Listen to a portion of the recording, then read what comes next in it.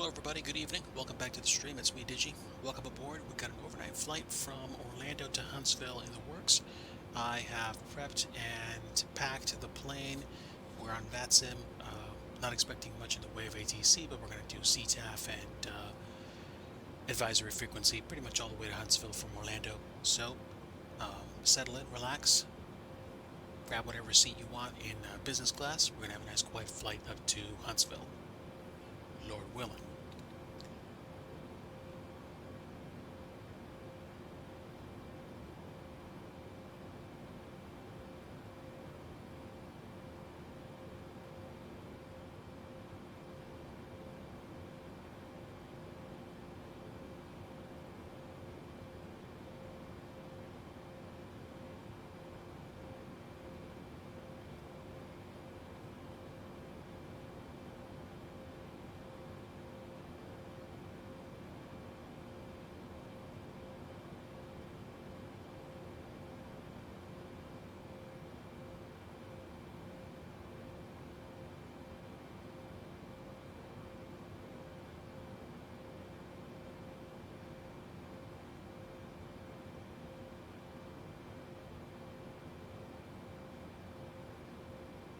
Orlando traffic, good evening.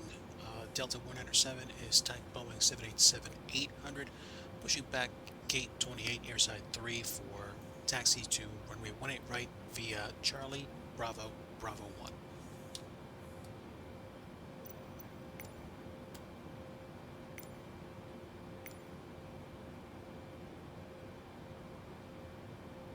What was that?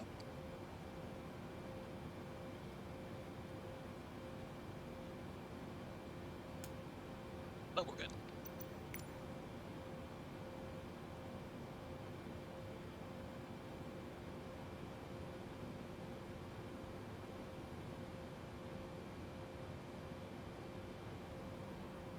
Jet explode away. Let's go flying.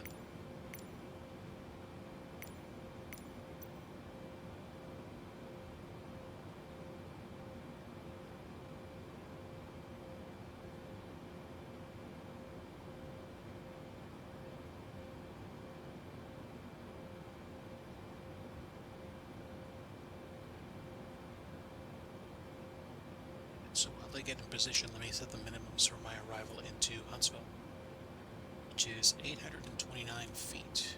Hello, Captain. We are ready for pushback.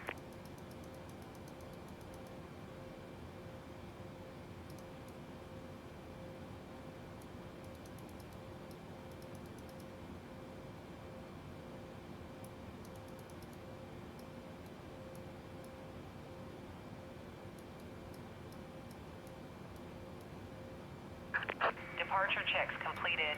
Bypass pin inserted.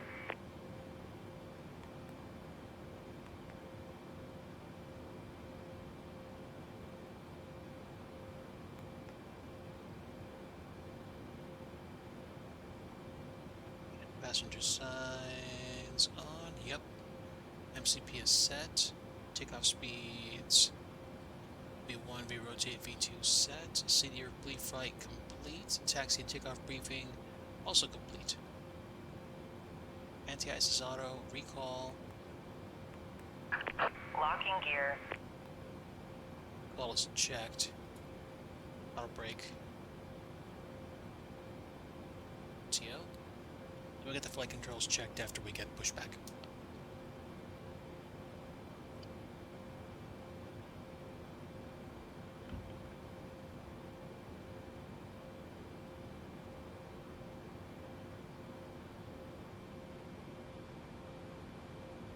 Yeah, should be fun. Review. Jet on tail right. Release parking brakes, please. Parking brakes. Released. Commencing push. All engines clear. Start at will. And here we go.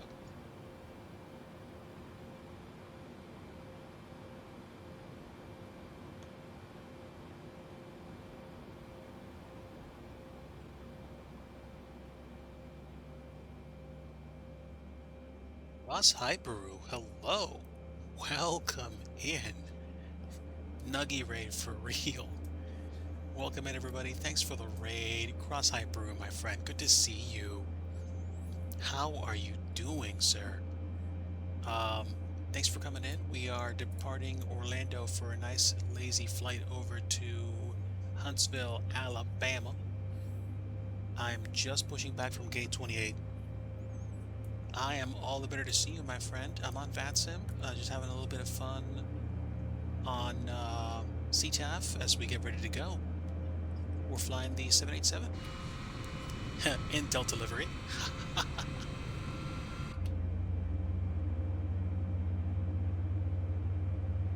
Citizen Ford 2, thanks for the follow. Yeah, thanks for coming in, everybody. Appreciate having you all here. Let's get the wing lights on for safety.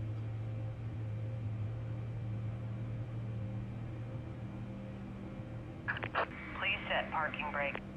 Parking brakes set. Waiting your confirmation for a good engine start. Engines are rolling. Cockpit to ground. We have a good engine start. You can disconnect. Give me flight controls check, please. Flight controls. Full left. Full right. Full forward and full back. Full left and full right rudders. We have full spoiler action and full spoiler Unlocking retraction. gear. Alright. Let's just double check the surroundings, make sure I'm not going to get in anyone's way. I've got the airport to myself. Alright, here we go. Taxi lights on. Tow truck disconnected. Bypass pin removed.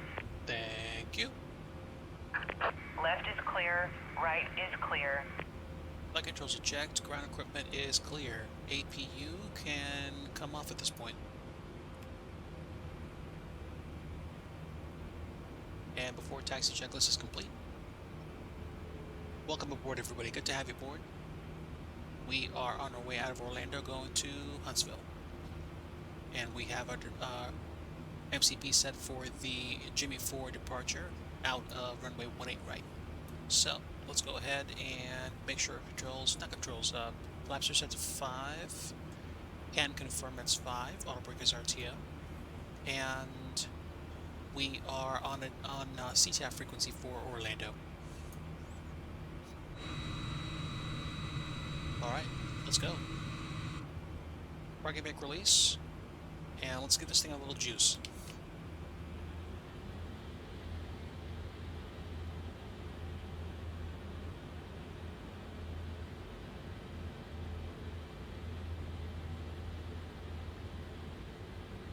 Alright, Orlando is one of my favorite airports to fly to in the sim.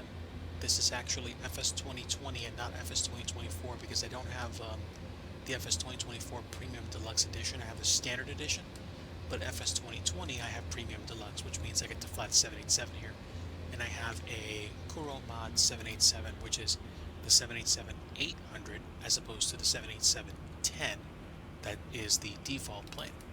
Now, a little while ago, MSFS actually had working title do the official upgrade to their default 787-10, so it's got a good chunk of systems, but the Kuro Mod 787-800 actually does also have things like a sim brief integration. That's what I was trying to say. So it's good. Ooh, we've got planes coming in and leaving. Wow.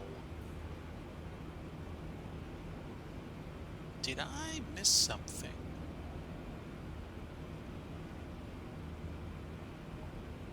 Yeah, that's weird. It doesn't say that. It doesn't say that Miami Center's online.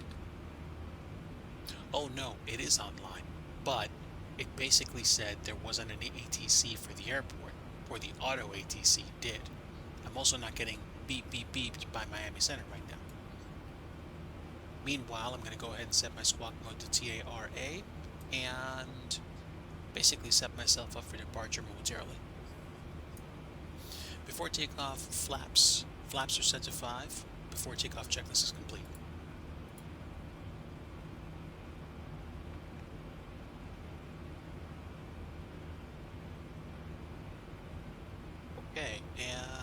me zoom out a little bit.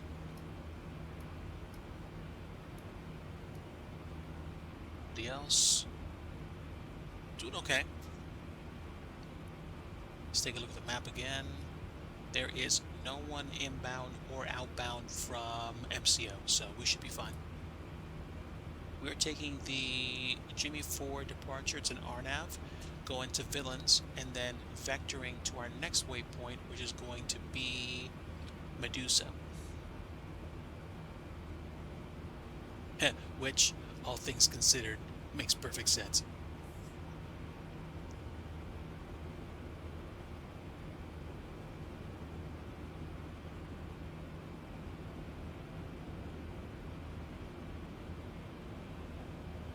Let me double check my sound settings because I want to make sure I'm not missing anybody's comms. No. My output volume isn't muted. Let me check my soundboard. Yeah, V-Pilot is definitely not muted. No, we should be fine. For some reason I thought I wasn't hearing anybody on frequency, but I think I'm okay.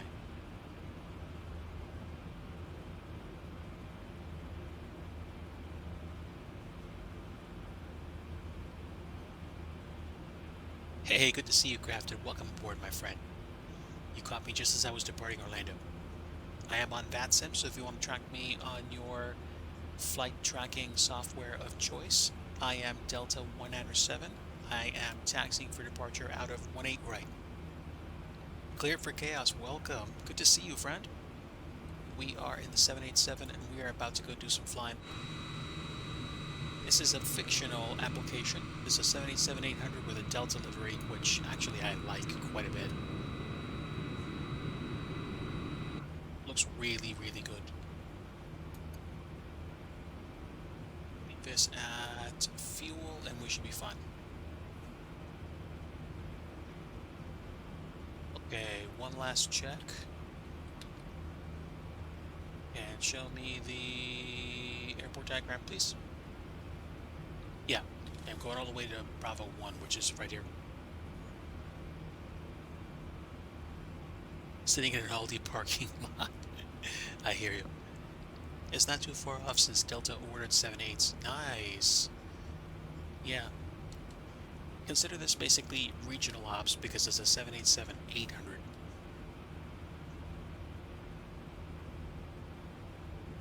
We can pretend they chartered some.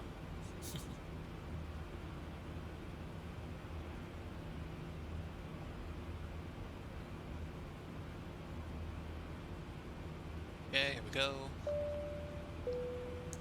Strobes. And let's just take the landing lights on now. Alright. Orlando traffic, Delta 197 Heavy is crossing 18 left for 18 right via Bravo 1.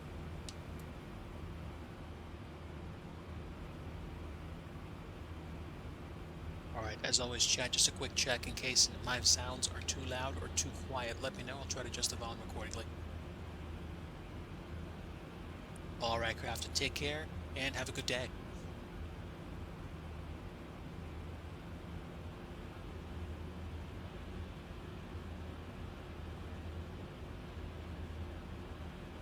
Okay, so let's see.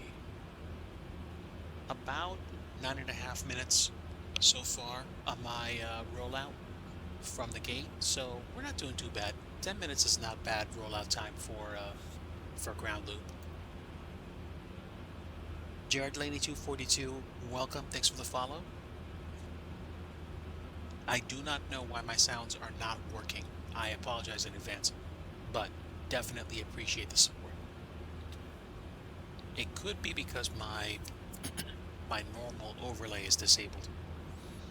Hey, Lyles, good to see you, friend. Welcome.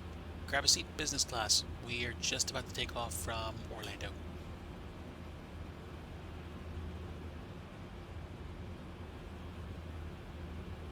Okay, one last check of traffic.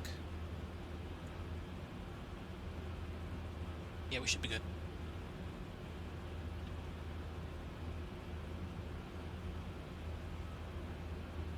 Been out of town, okay. You're ready to go home. I hear you. Alright, flight attendants, take your seats for departure. Chat, buckle up. Here we go. I actually have my flap set for departure this time.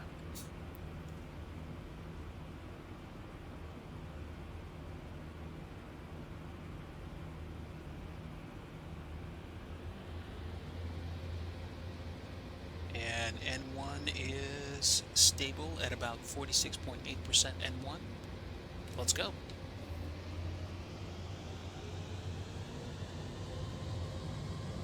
Power set. Airspeed's alive.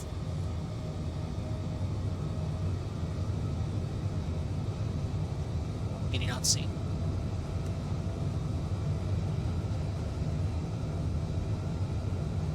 Running traffic. Delta 197's on the go. Right.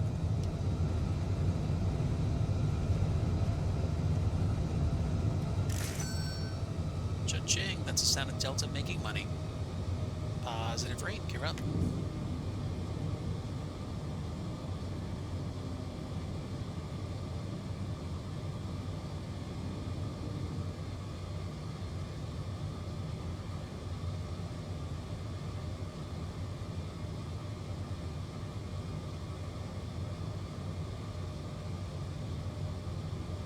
Orlando traffic, Delta 197 Heavy is 1,800 for 7,000, and then Jimmy for departure.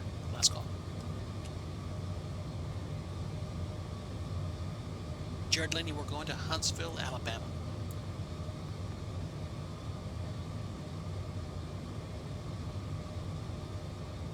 Pilot is on, we'll go flaps 1.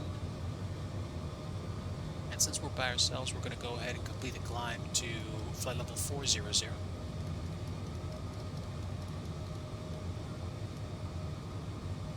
Okay, on the climb. Clean speed's coming up. Flaps up. Is that off? Strobe light on. We'll keep the wing lights on through 10,000.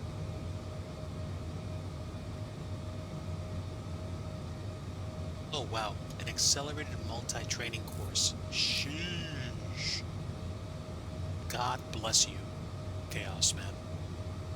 Wishing you the best. Alright, now, let's go straight to Medusa.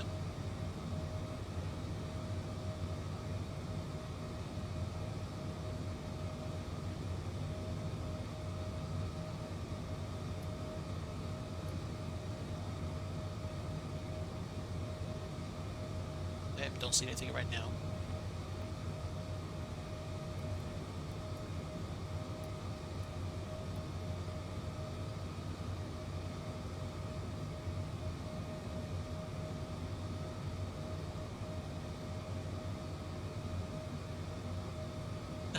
You should have just buzzed the house near Nashville. Noted. Thanks again for showing up.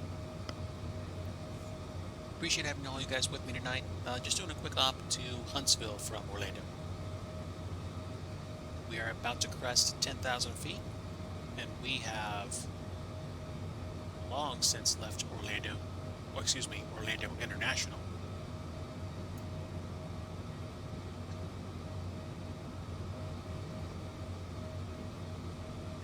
$10,000, lights off.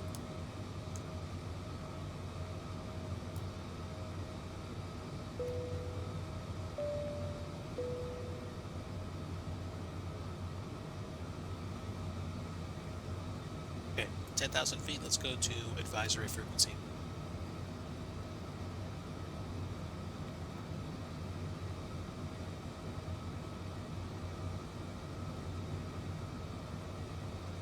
Orlando traffic, Delta 107 Heavy, 11,400 on the climb on the Jimmy 4 departure, direct Medusa.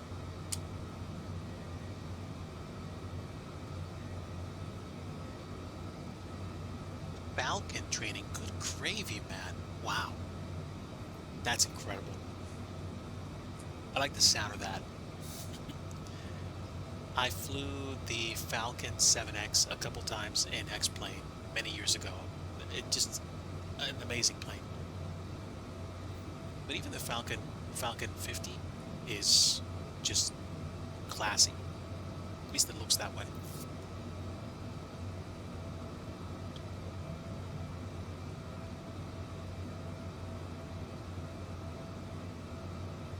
Okay, let's see. We've got no live traffic going our way.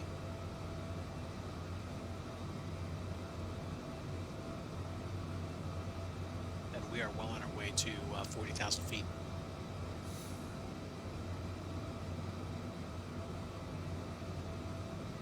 You have to leave the 727 behind for now, I see. The 727's a classy bird, I'll give you that.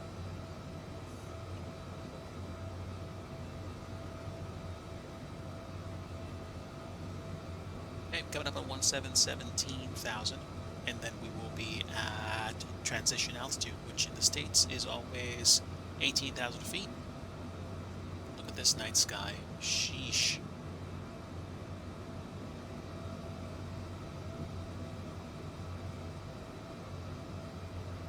Now, is it just me, or am I not seeing certain traffic? I mean, I am on VATSIM, am I not? I am. Strange. Well, okay. 18,000. Standard pressure. And confirming flaps are up. Lights are off. Okay. While to go. Yep. Packs. Nice and cold in the cabin. You know what I always like to say, a cold passenger is a compliant passenger. Alright, so let's go ahead and cozy in.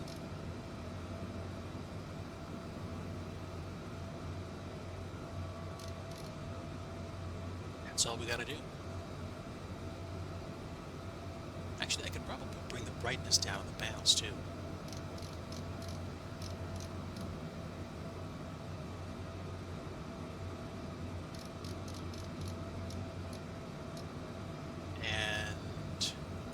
Screens as well.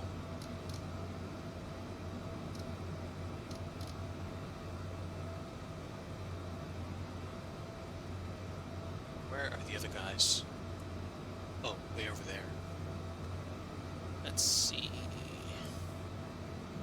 Oh yeah.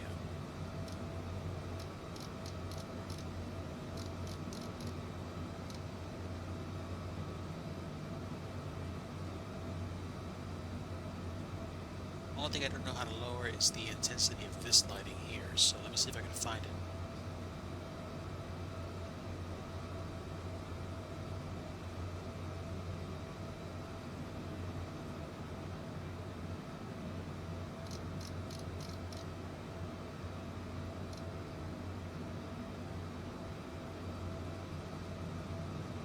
That's good enough.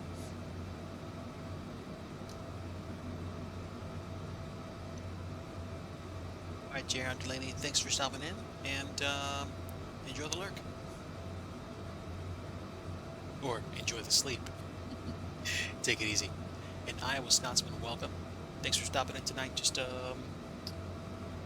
quick flight over to Alabama. We just left Orlando a little while ago.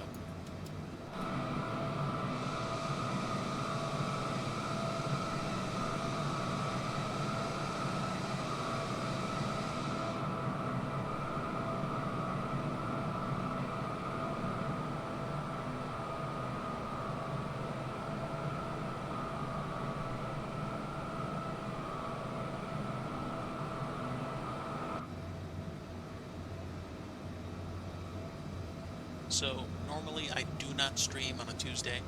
I would normally either be busy trying to do something else, chilling out in another chat room, playing video games, but at the same time, Mrs. DIGI was very interested in having me stream just so she could hear me catch up with you guys. And I said, okay, that's what you want, that's what you get. So this stream is at her request. So we are climbing the rest of the way to flight level 400. I don't know how long we'll be at top of climb, because top of climb is here. Let's see where top of drop is. Top of drop is actually considerably farther away, so we might have to double check. The computer might be a bit confused because that's quite a ways away. But we'll double check that shortly. Meanwhile, hope everybody's doing well.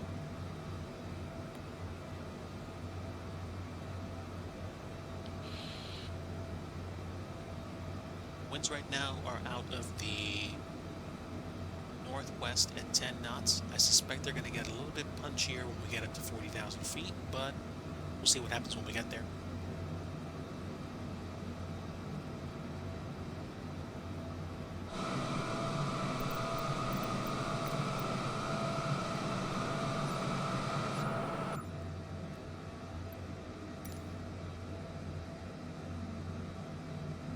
It's a nice interior view in front of one of the huge GE engines on this thing. It's magnificent. And of course the flight deck. So we took off about 10 minutes ago and we are approaching flight level 300. This bird likes to climb. This time I actually configured my flaps for departure, so we took off nicely and had plenty of power on the climb out. We are taking about 62,000 pounds of payload and about a little bit less than 30,000 pounds of fuel with us to Huntsville, which is just outside of Atlanta. We are probably going to take about an hour and a half for the flight time, and total block to block time is going to be about an hour and 55 minutes. So I'm expecting to wrap up sometime around 1 in the morning or so, my time. If you are Central, it's going to be, around midnight. If you are Pacific, I'm probably going to get there around 10 p.m. your time.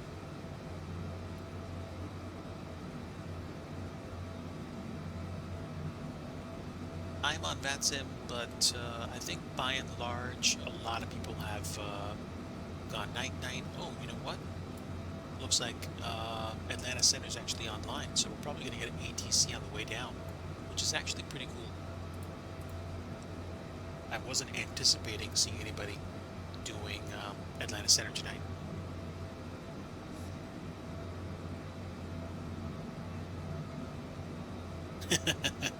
A turbojet toaster. Although that might be loud. It would still be cool though. Oh man. I'm a bit of a fan of the old Rolls-Royce engine configurations for a lot of Boeings, like the 737s and the 757s, or the Rolls-Royce, I think the Rolls-Royce Trent engines. So I like those, but I cannot ignore the power or the engine note of the GEs, especially the GE90s in the 777, or at least the 777-300, because the old 777 freighter and I think the 777-200s use the Rolls-Royce engines.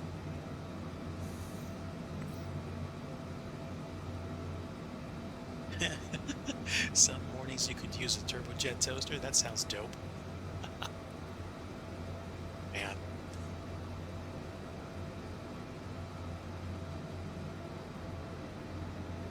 It is a dark night out there. And we're climbing at about 1,000 feet per minute to 40,000 feet. I'm relatively certain we'll make flight level 400. Hopefully before we get to Lars, but I don't know. The computer did say there was a chance that we weren't going to make top of climb before we had to descend. So we'll see how the computer handles that, but that was the altitude given to me on the flight plan. Meanwhile, we do actually have some traffic in the area, but it's on the ground, so definitely not a factor. We are probably about like 80, 90 nautical miles away from Jacksonville. GE actually helped build the Apollo guidance computer, the computer that took us to the moon, and the other electronics in the CM-LM. I was not aware that they built a guidance computer. That's dope. That's actually pretty cool.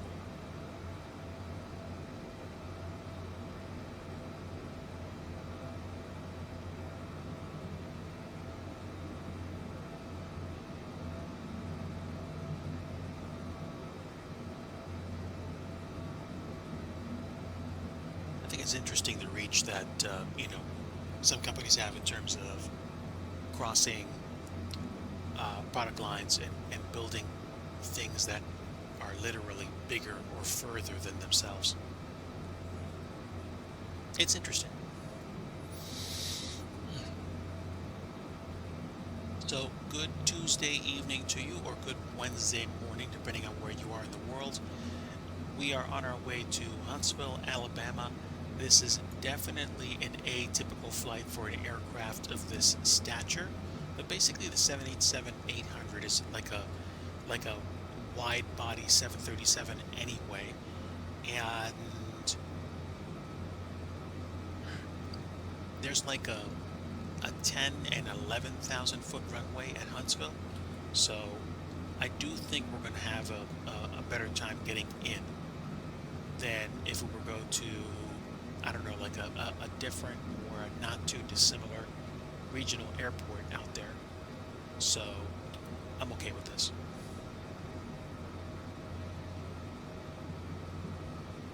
There's still Motorola equipment on the moon today. Hello, Moto.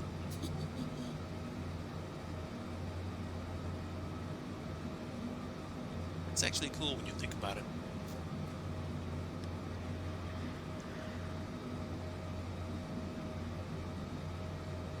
But not too shabby. We're less than 3,000, actually 2,500 feet now from top of climb. So we're going to get there way ahead of the schedule. Unless we slow down to like 200 feet per minute, which I don't think is going to happen. We're already cruising at Mach 0.84.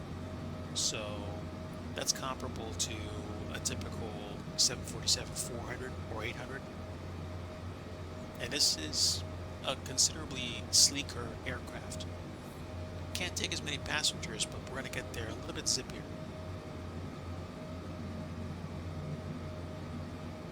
Unless, of course, your name is British Airways and you leverage the crazy boost of a tropical storm to break the speed barrier, getting over to Europe eastbound from the States. I forget how many years ago that was. It was like 4 or 5 years ago.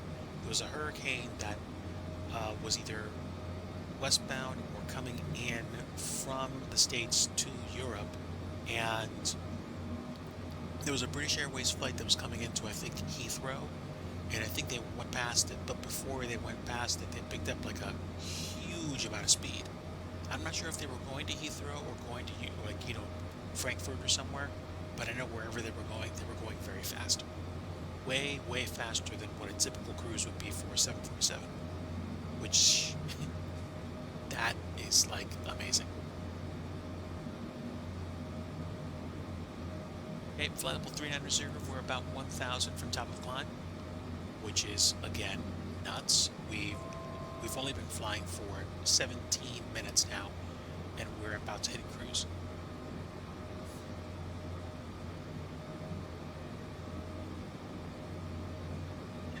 Like with the Concorde. Well, I mean, assuming that was like, say 2022, when was the last Concorde flight? That was like, excuse me, the last passenger Concorde flight. I want to think that was like either somewhere around 2014 or 2013 or something like that, maybe even before then. But, I mean, they were probably going about Mach 1. The 747, I mean, in that storm.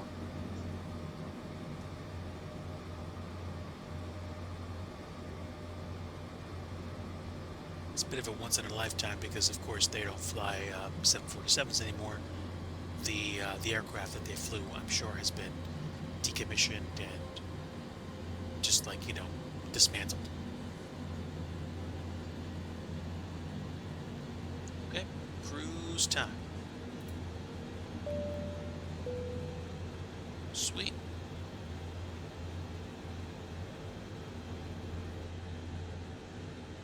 So we're going to be at cruise for probably about 30 minutes, I want to say. Maybe a little bit more. So now that we've reached cruise, let me get my approach ref set. I am presuming we're going to be going for flaps 30 at Huntsville. So that means 142 knots on the approach into runway 18 right at Kilo Hotel Sierra Victor. And the initial approach altitude for the ILS, or excuse me, the final approach fix, the place where I see the last reported altitude on a waypoint, is going to be 2,500 feet. So we're going to set that up now so that I don't have to worry about it later. And that way when we reach top of drop, or when we begin our descent, we'll already have our desired altitude set, unless they want us to descend to a specific altitude, which they might do. I'm not flying into Huntsville, so I'm not using a star. So they may descend me. They may bring me down manually to a fixed altitude at some point. That's what I'd presume. So let me go ahead and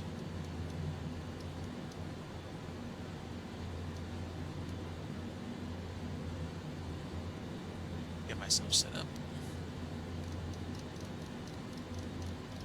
Turning.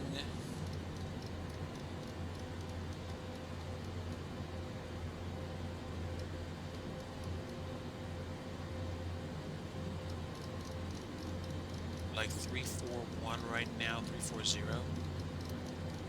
I usually like to sync up, or sometimes like to sync up my headings. Staying on top of that definitely helps if and when they start asking me to make vectors. Which, since Atlanta Center's on, I would presume they will.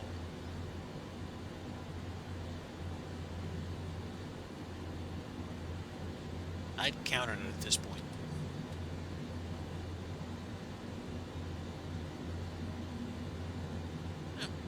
Nice to know someone's leaving the light on for me. So hopefully all of you in chat are doing well. Welcome aboard. By the way, if all you feel like doing is lurking, I have zero problem with that. I heart lurkers. You guys bring awareness and I guess visibility to my channel. So if all you want to do is listen in and just lurk, I appreciate you. I always like to, I usually do like to chat with people that say hello and stuff like that. But you don't have to chat, you don't have to follow, you don't have to sub, you don't have to donate. I appreciate having you aboard. Now, if you feel motivated to do something like donate, you're more than welcome to, or sub, or cheer. But that is, of course, up to you. Again, if all you do is just hang out in the background, thank you. We have how long until top of drop? Let's see. We have, let's see, 348 Zulu. So we've got about 47 minutes until we actually hit top of drop. Unless, again, of course, VATSIM ATC says, nope, come down sooner.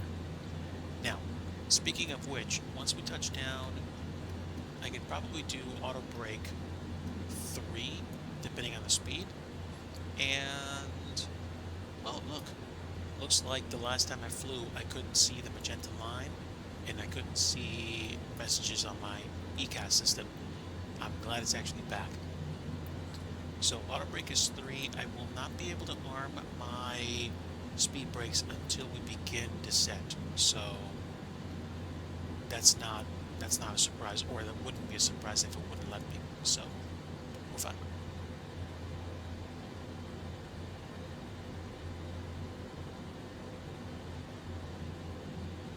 I do not see any local traffic.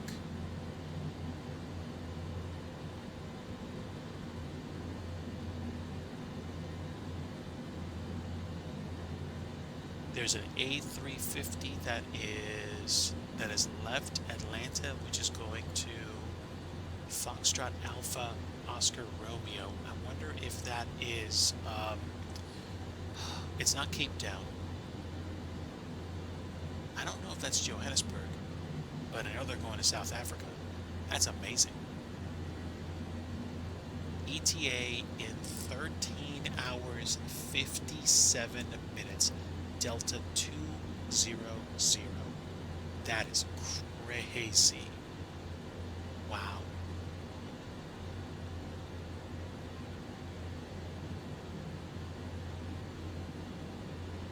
That's absolutely nuts.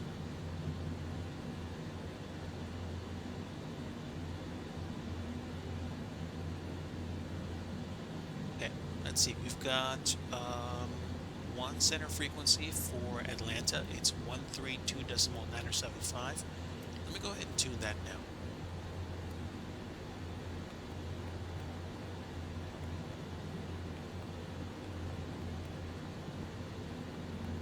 Okay, I'm set to swap. So, other than getting jump scared by the beep beep beep, once they ask me to squawk in or report in, I will do so. We've got probably another 20 or 15 minutes until we actually get close to the airspace boundary. I'll let them check in with me so that I'm not, checking in way ahead of time. Even though I don't think they have a significant amount of traffic, so we'll be fine, and I'm pretty sure they'll be fine. Well, I'll be fine.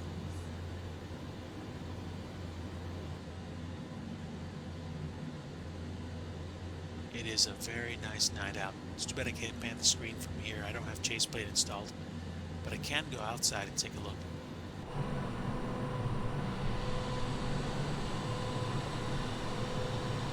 It is out.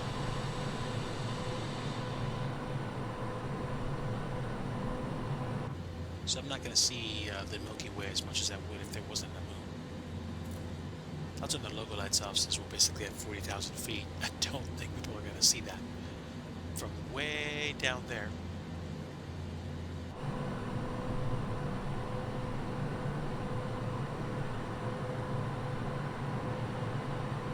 Wow.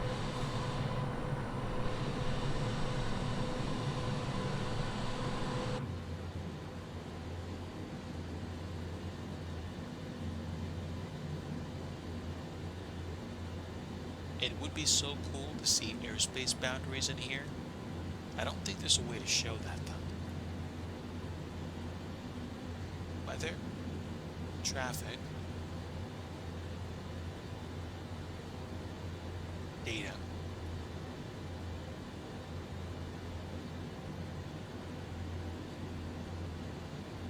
No, at least I don't see that.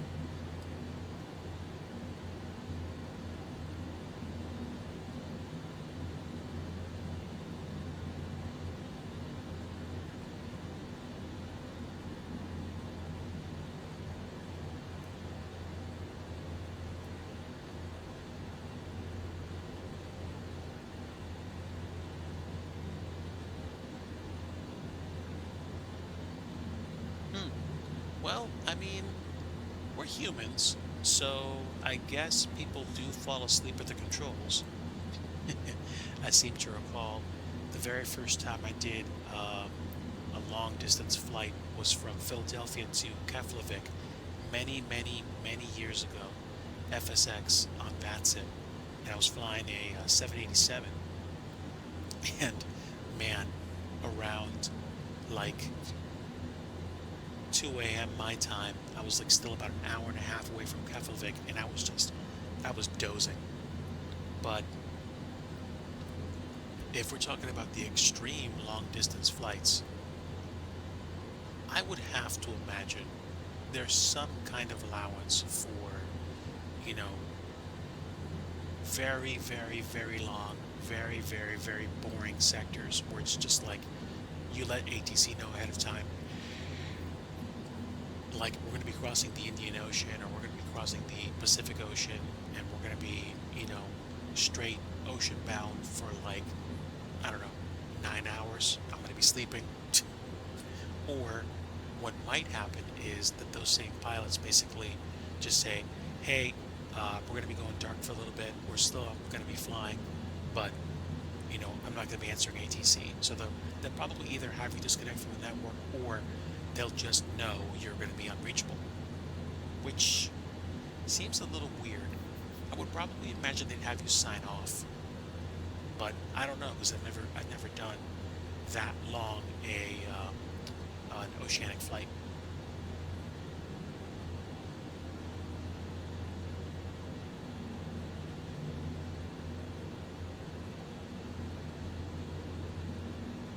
Yeah, yeah, that sounds right. That sounds right. So I'm pretty sure they're going to have you sign off if you broadcast to them, hey, I'm flying to Cape Town out of Atlanta. Once I set up on cruise, and once I'm in oceanic airspace, I'm probably going to be going to bed. I'm pretty sure they're going to take you off the network, which I would probably do if I was a kid.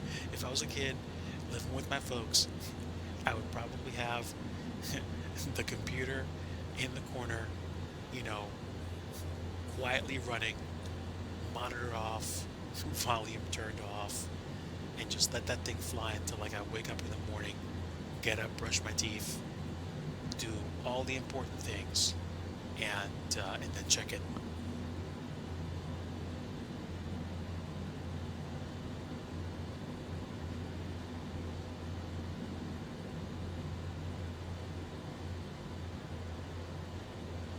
That's amazing. That's actually amazing. It takes me back to the video I saw of the crew that actually like orbited the moon recently. That did that flight. Yeah, that's incredible. Thanks for sharing that. That's actually pretty cool. All right, I should be getting jump scared pretty shortly because we're coming right up on the ATL Center border.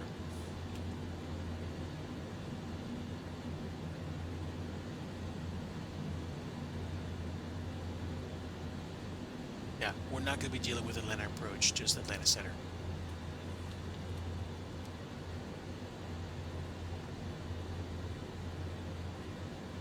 And I do not believe that we have any ATC for Huntsville, so no.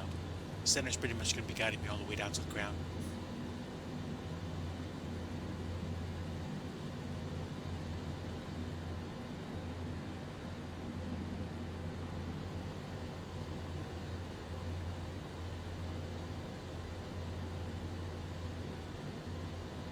It's a pretty quick turn. I just wanted to make sure my time acceleration wasn't on. It's not.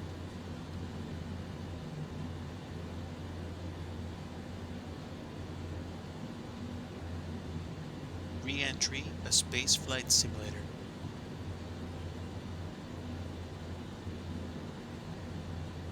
Which is what the Artemis 2 crew flew on. Okay, right. Thank you. Thank you. I had forgotten the name.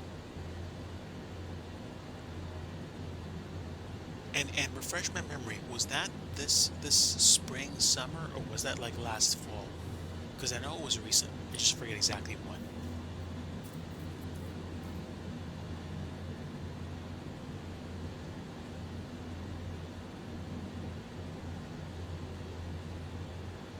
Okay.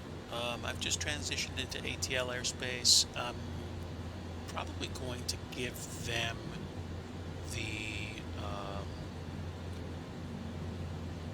the opportunity to ping me first. Again, not much traffic in the area, but I'm just kind of like waiting to see what they do. Yeah, I think it was like the spring. I think. Now I could just check in with Atlanta Center, but we'll see.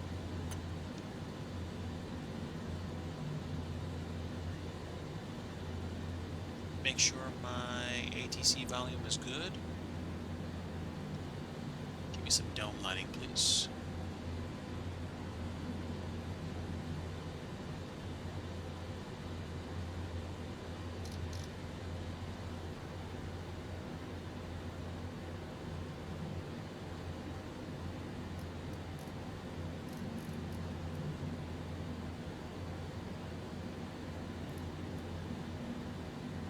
Yeah, the volume should be good.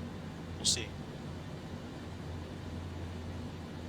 April 1st and splashdown April the 10th. Okay. All things considered, that was a fast flight.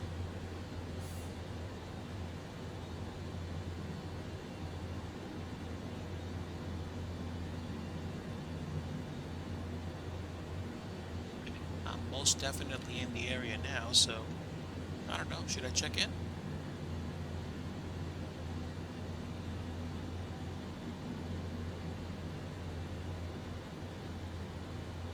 About as long as a normal Apollo mission. Okay.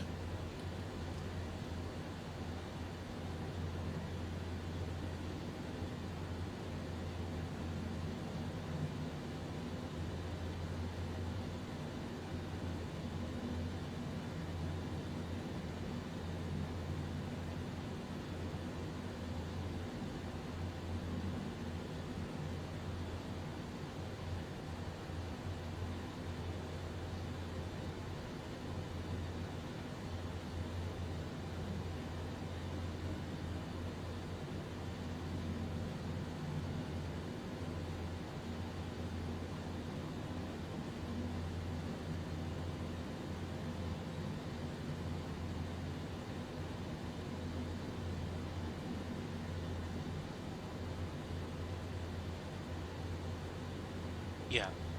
Hey, what do we have here? We have a late night flight sim pilot on a Tuesday evening that is sneaking a 787-800 flight into Huntsville, Alabama with a 787-800 with a Delta livery.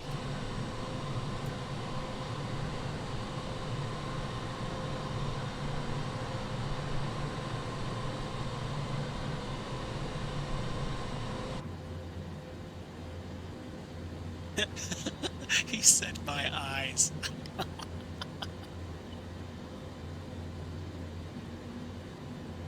uh, Nathan, don't ever. Well, I mean, y'all need Jesus, but I mean, hey, good to see you, my friend. Get this man an orbit scheme immediately. Re-entry as a recreation of Gemini spacecraft. Intact interior.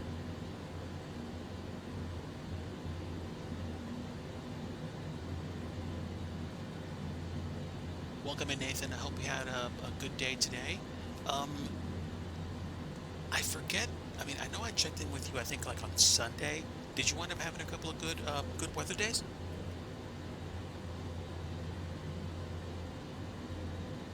I think you said you were debating whether or not you were going to go flying. I just forget whether or not you got a stream.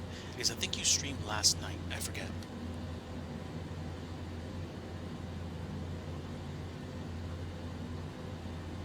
Averaging a below 10, sorry, did you count? I will give you that. I will give you that. So thank you for that. Dizzy, I will go ahead and say you've been making me more and more interested in the actual Gemini spacecraft, so I might have to go check it out at some point. We are fully in Atlanta Center airspace. Atlanta Center has not contacted me, and I am on VATSIM. I've got no no quiet messages from anybody, and basically, I'm at 40,000 feet. I'm not expecting anybody to bother me because I'm going to be direct overhead um, KATL at about flight level 400. I would say though, if they don't contact me soon, I might wonder what's up.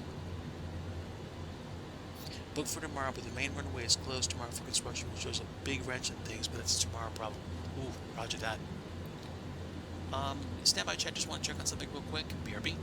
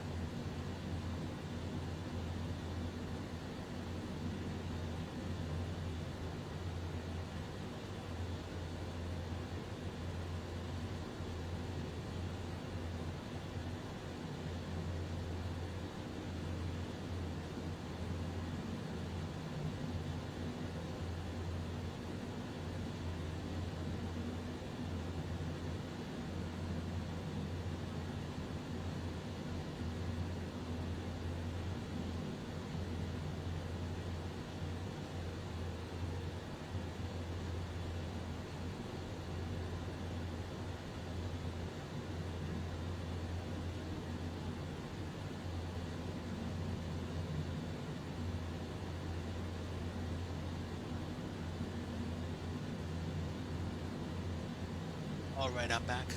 Sorry for the delay, and it does not look like Atlanta Center wants anything to do with me. Um, that's fine, I guess. But I mean, eventually I'm going to be in the vicinity of their airspace. Now, let me think. To go down to about 2,500 feet from flight level 400 is going to require about 37,000, 36,000 feet. So, from 40, 36, let's see, about 3, 36, 3, 1, 120, 120 nautical miles, which means basically as I'm departing Atlanta, like approach airspace, I'm going to begin my descent. I'm kind of surprised they have not checked in with me yet, but whatever.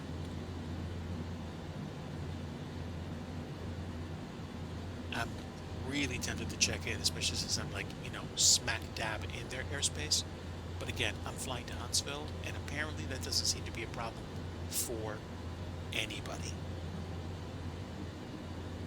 Better descent planning mental math than my student. No, no. Dude, I'm a flight sim pilot. I've got classic problems with flying. No, that can't be right. They have to be better than me, right? One of your friends is a real world pilot, flying a real Boeing 7 something. He loves to play MSFS, but what was surprising was he had no idea what VATSIM was when I asked him about it. Well, it happens. Hey, I mean, VATSIM, IVAO, Pilot Edge, those, it's kind of like if you don't know, then you don't know. But it's nice to have ATC. It is nice to have ATC, even if I'm not using it. They'll basically be over the airport, still at cruise, and say, okay, I guess we can start a descent. And he's like, no, you don't say. Um, it's okay, my man, it's okay. It's okay. We're training. These are things we have to get them to go away from.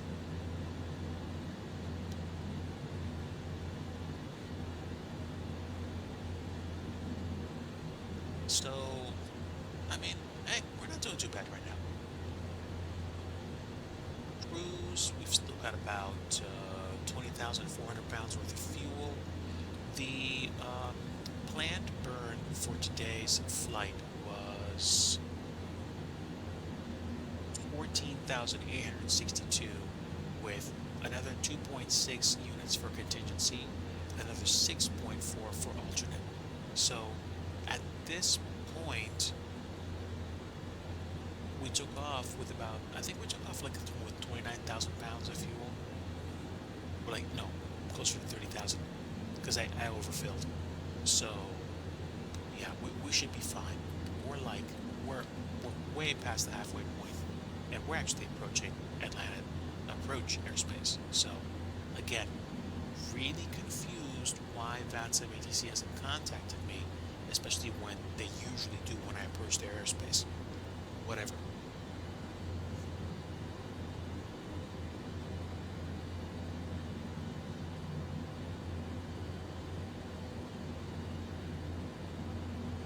I know that my descent is going to begin within Atlanta approach airspace. Whether or not they care about it is up to them. But let's see. We've got one.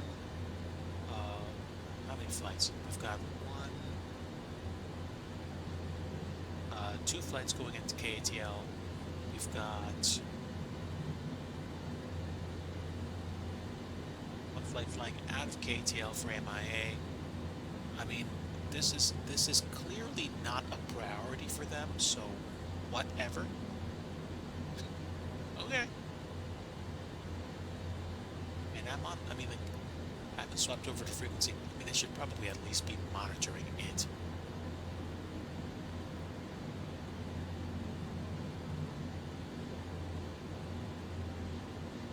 Whatever. Anyways, you like teaching. Nice. Chronorpheus, thank you for the follow. Welcome aboard. Welcome to the DIGI fam. We are flying in FS 2020 and we are en route to Huntsville, Alabama. We took off from Orlando some 46 minutes ago and we're flying the 787-800 in a Delta livery, which, hey, got pulled off nicely in my opinion. And we are some 80 nautical miles away from Romeo Mike Golf. What VOR is that? That is Rome. So I am assuming at Rome we're going to begin our descent, or we should already be on the way down. Is anybody on at Atlanta Center? Now I'm kind of beginning to get concerned. Huh. Well, whatever. I mean, I might as well check in at this point. I'm way in the soup.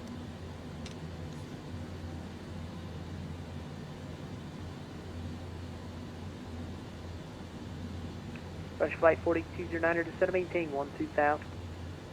718 2000, Frontier 4209. Delta 399, clear direct gas, 718 2000. Direct gas and 12000, Delta 399.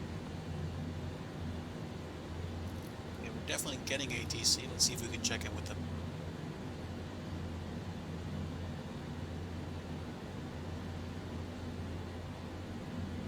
Atlanta Center, Delta 397 is type Boeing 787-800, flight level 400.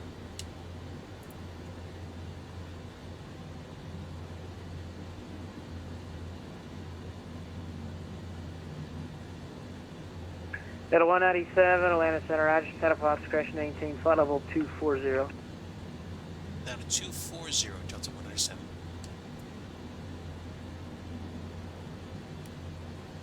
All right, let's get ready to go.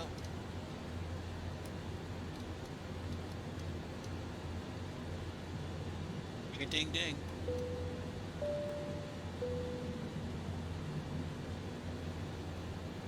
Then we'll bring it down, chat.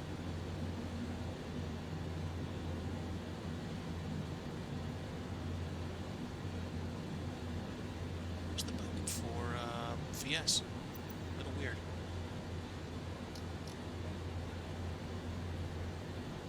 There it is.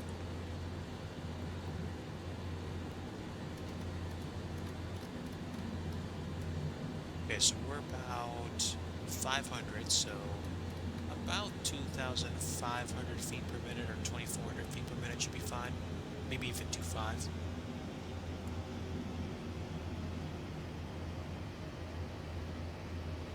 So if I do indicated, I can probably do 270 for the drop from this altitude.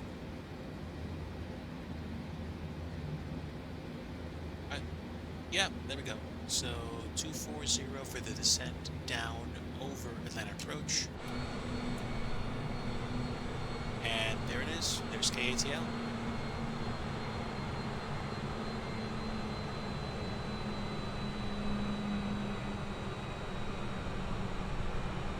Pretty big.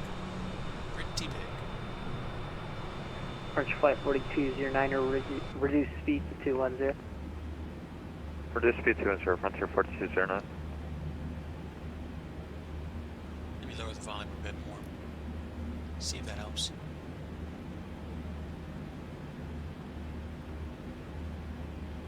Yes, of course it doesn't let me.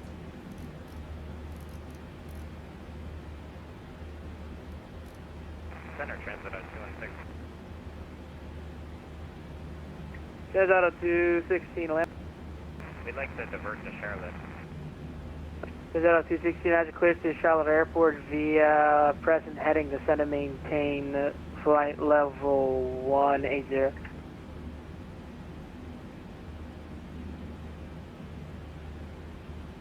Adjust the VS dash so the green bar overlaps with that just give us point. 1 Nice. second. Says auto 216, Roger. Present heading, descend upon discretion, maintain flight level 180.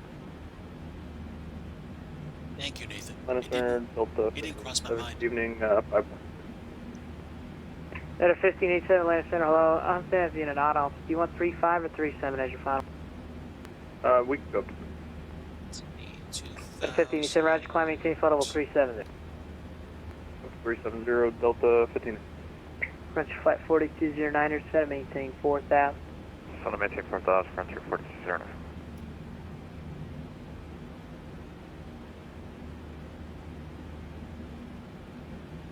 So I figure, okay, I figure 80 nautical miles between Rome and the ILS for runway 18 right at Huntsville. 80 nautical miles gives me 24,000 feet that I can scrub. Again, I was at flight level 400, so basically... Delta 399, maintain That's 210 good. knots. 210 knots, Delta 399. Banana bar. Or plantain bar, because green plantains are like savory bananas. They do turn a ripe yellow, and that makes them sweet. But plantains and bananas are different. Different beasties.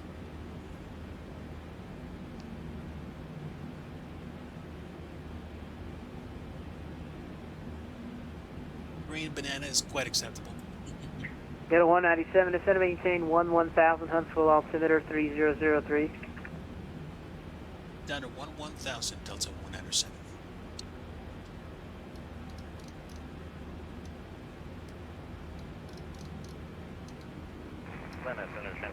Okay, so let's map that with our approach. So is that a 216 good? We'd actually like to cancel that diversion and continue Memphis. Sorry about that. So 216, Roger, maintain flight level 340, cleared to the Memphis airport. So Rome to Theater, Rocket Snowbird, is like 8 then nautical Bob. miles. Rocket would probably be coming in at about 4,000 or 3,000 feet for the Roger, approach. direction over, yes, thanks for that. Delta 399, descend and maintain 4000. 4000 Delta 399. Oh, plantain November chips, let's 40 go. Mike, Fayetteville approach offline, radar service terminated, change advisory frequency to proceed.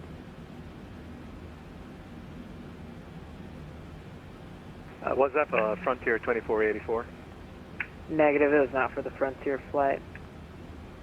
Thank you. For 2484, Frontier flight 2484, jacks offline, frequency change proceed. Thank you. Have a good night.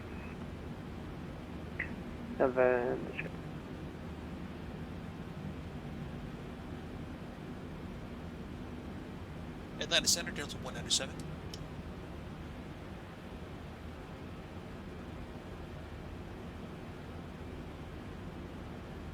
Let me get that call sign again. Oh, that was Delta 107. Good. Oh, just checking in on the descent. You asked for 1000. That's what we have right now. Would you like me to hit rocket at 1000 or roam? I don't see rocket in your routing over here. Technically, after Rome, DOR, you should be direct to Huntsville because that's the last fix you filed. I mean, if you want to go direct to rocket, that's fine, but you can just do whatever altitude you want. Sorry, you can just descend at your discretion to 11. Thank you so much. I apologize. Omitted that from the flight plan, but I set that up when the flight plan was on when I was on the ground. After Rome, I'm going direct rocket. I could probably do 11,000 when I get to rocket for the ILS. Maybe sooner. They don't want to say Roger. Even though it might show up on the map, that Atlanta controls Huntsville, we don't, so I don't care what you do once you get down there. Roger that. Delta 197. French flight 4209, you're flying 180, report Hartsfield and set. 180, report to field, Frontier 4209. Delta 1587, clear direct Honed. Yeah, I'm guessing rocket is like right around here. Delta 1587, clear direct Honed.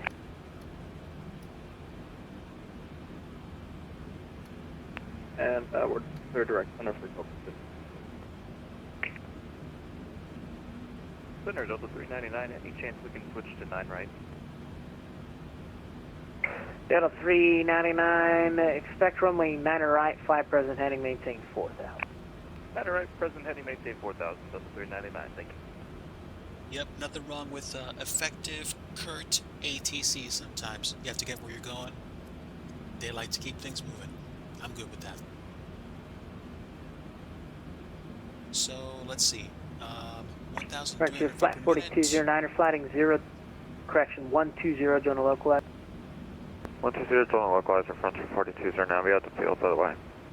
French flight 4209, a clear visual approach, runway 8 left, contact tower 133.47. Clear for visual 8 left, contact tower 3347, Frontier 4209.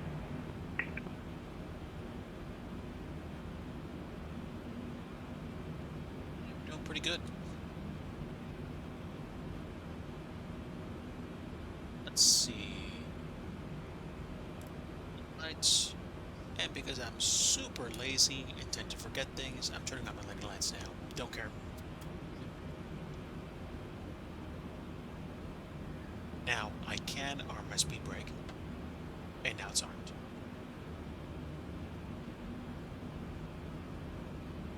So let's see. This is 160s, that's 80, that's 40. I don't need to have like 20, 25 nautical miles just to descend. Delta 399, fly heading Not 180, much. report Hartsfield and set. 180 will report the field, Delta 399. Keep it short but sweet, or less than sweet, they don't care. Yeah, like my problem sometimes is that I talk in circles or try to over-explain things just so I make sure people hear me. With ATC, not a good idea. Delta 399. Delta 399, the heading is yours, clear visual approach, runway 9 right, contact tower 133.47, good night. Clear visual 9 right, 3347, Delta 399, good night. Let's actually give me 280 on the drop.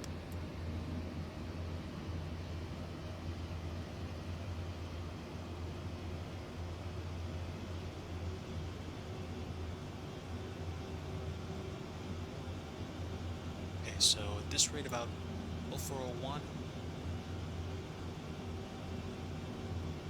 Not doing too bad. About 1245 when I get there my time.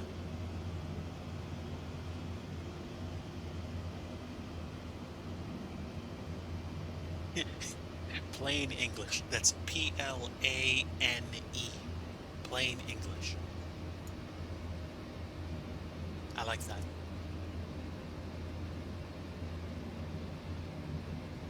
Yeah, by the way, this thing, checklists, not a bad idea.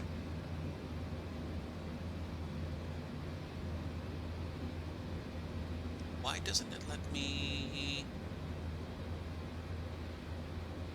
Yeah, here we go. Alright, recall. Recall's checked. Auto brake is 3. Landing data. VREF is going to be, I believe, 137. VREF plus 5 is 142. We'll double check. Yep, we're set for flaps 30. VREF 142 on the approach. Approach briefing, we're coming in on a non-standard approach off of Rocket to the ILS 418 right. We're going to be going in direct Rocket to Hager and then approaching the beam. Course heading 185, ILS is 109.3, and we are approaching on a basically straight in. If we go miss, climb 1300, then a climbing right turn or 3000 to Jevlo. Since it's Huntsville and since it's basically flight sim, I'm not expecting a lot of traffic there. So, approach briefing is complete. A little weird that it doesn't stick to the plan, but whatever. Oh, right, altimeters. Give me the weather for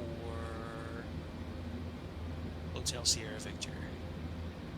And I get the weather. Not without going to that's mine. But that's pretty neat. Okay. METAR. We have winds 120 at 4. So we're going to have a slight tailwind, but I don't care. Actually, no. It's 120. I'm sorry. I'm landing 18 right. Let's see. Temperature's 23. Altimeter's 3003. We're fine.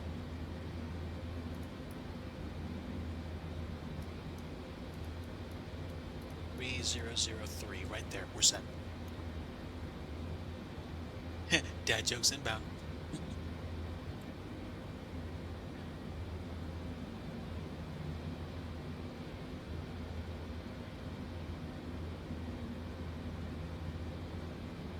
And are we good for the approach? There we go. There's Rocket. So we're going to be at 11,000 before we get to Rocket, and then we're going to be making basically a sewing needle approach to the ILS for 18 right at or above 3,000 in Hagar. So we're going to want to get peppy with the descent once we get just outside of Rocket. I'm pretty sure ATC is going to vector me in, but we'll see. In other news, we're almost at transition altitude. That's crazy.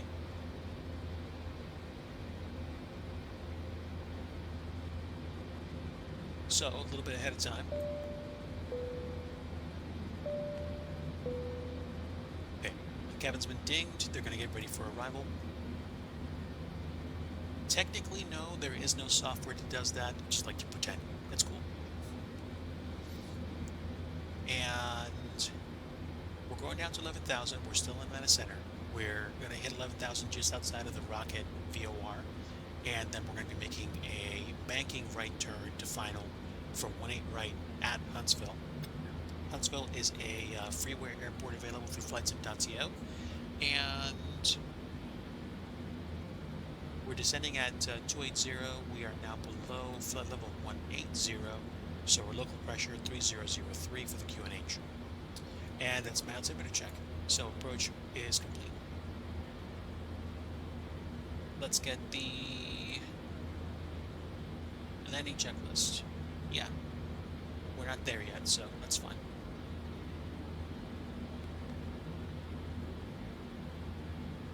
I've learned every Canadian airline code for what cabin ding you should use and when. My name is Nathan and I'm a relapse study level pilot. Hi, my name is DIGI Driver. I am a Twitch streamer, airport scenery creator, and recovering study level pilot.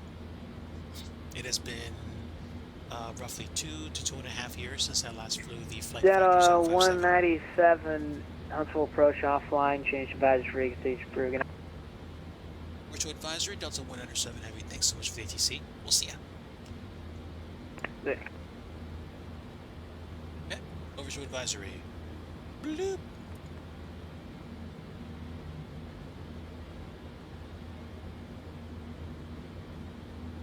Hi, Digi.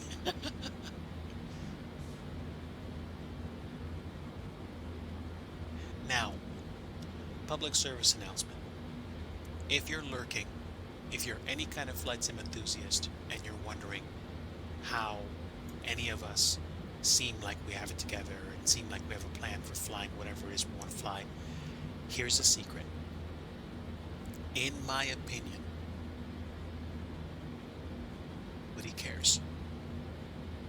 I enjoy seeing other people do study level flights in X-plane with the Flight Factor 757 or whatever aircraft of choice they have. If they want to go to the hilt with a rep pack for 172 or a Duke or whatever, that's great. The way that I'm enjoying flight sim right now is by building scenery and flying airliners in semi-comfortable ways.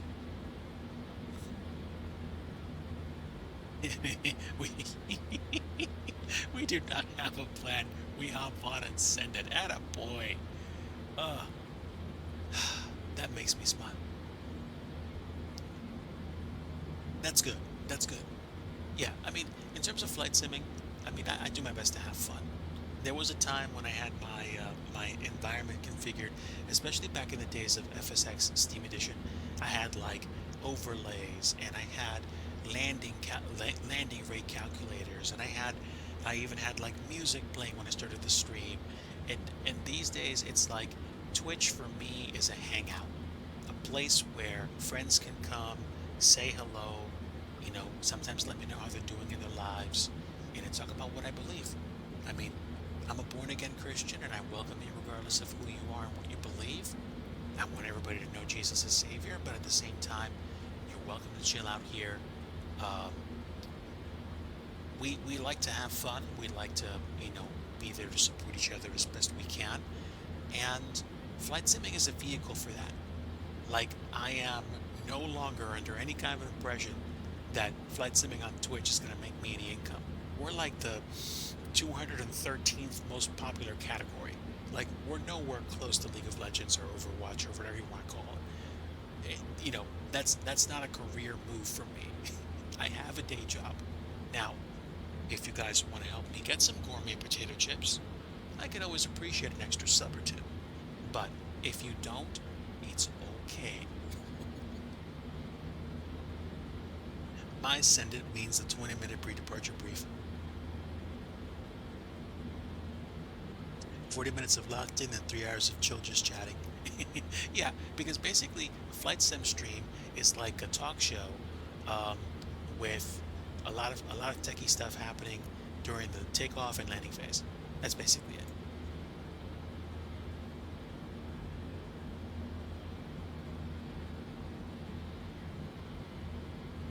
Literally, it's a talk show with wings.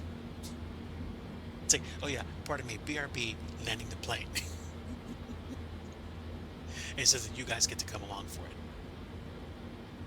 So now advisory frequency basically says I can do whatever I want for the approach. So what I'm going to do is I'm going to set myself up for 3,000 feet and continue the descent. And what's probably going to happen is I'm going to begin to dial in to 40 nautical miles. Okay, so we're about 20 nautical miles out from the curve, and I am not going slow enough to get down to 4,000 by then, or descending fast enough, excuse me. So 333, I'm probably going to say about 1,500, maybe even 1,600 feet per minute. That should be okay. Let's also start down the speed back to 250 to be nice and legit. And I could space shuttle the thing and drop my landing gear now and really get some drag going. But we're going to try doing this, legit nice. We're going to pull out the boards, get down to about 250 or less for the drop. And we're nerd out for the first 40 minutes, and then after that it all goes downhill for the sake of entertainment. Lever of shame. Florida, California, or anywhere that has a slightly complicated approach. Oh my goodness. Ever since you introduced me to living the dream, that's just stuff like that's in my head now. That's hilarious.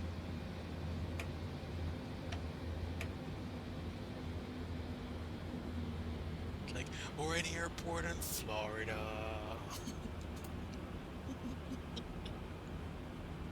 That's fantastic.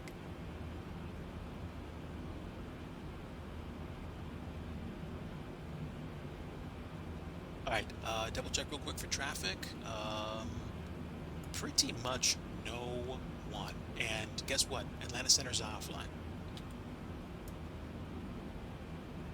Okay, we're under 10,000 feet, so like talking on advisory frequency is not going to matter anyway. Let's go check out CTAF for KHSV. And that is 127.6. 1276. Bloop.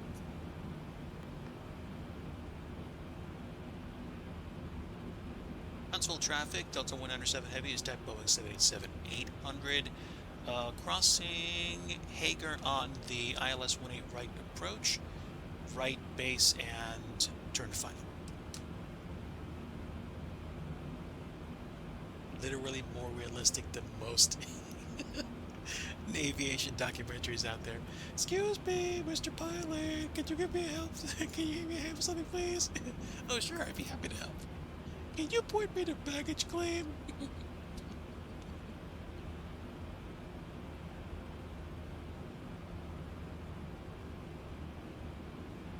Yeah, right about the point where poor dude basically just lost it, and the captain thought he was like coming of age. He just became unhinged at that point.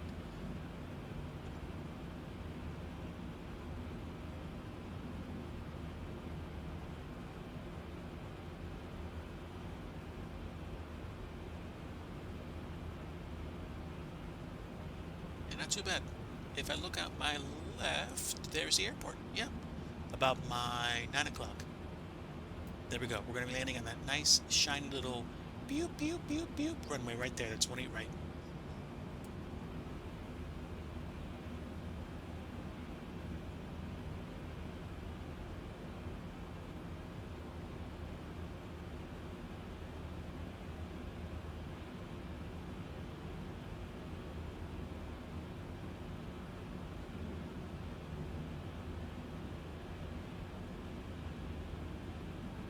The union has to work. It's like, hey, Bob. It's like, hey, Tom. It's like, they show up at the bar. Yeah. It's like, we're just going to talk about work. And the poor guy's just trying to get rest. And he walks to another bar, and there are more pilots talking about work. Kind of feel bad for him. All right, let's get some speed. At this point, we're probably going to cut it back to like 180.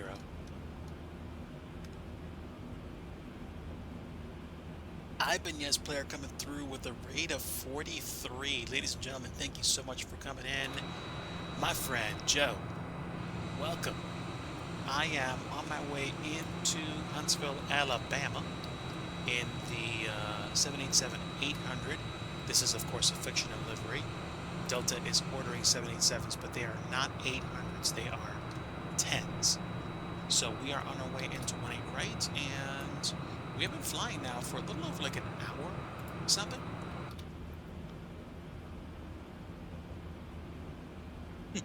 Raid, orange tail raid. Nice. Okay, so as you can tell, we're coming into KHSV, and we've got the airfield in sight. We're going to be making our right-hand turn and beginning our approach. We're about 4,000 feet at this point, so if we want to scrap some airspeed, I know of no better way to do it than to drop anchor.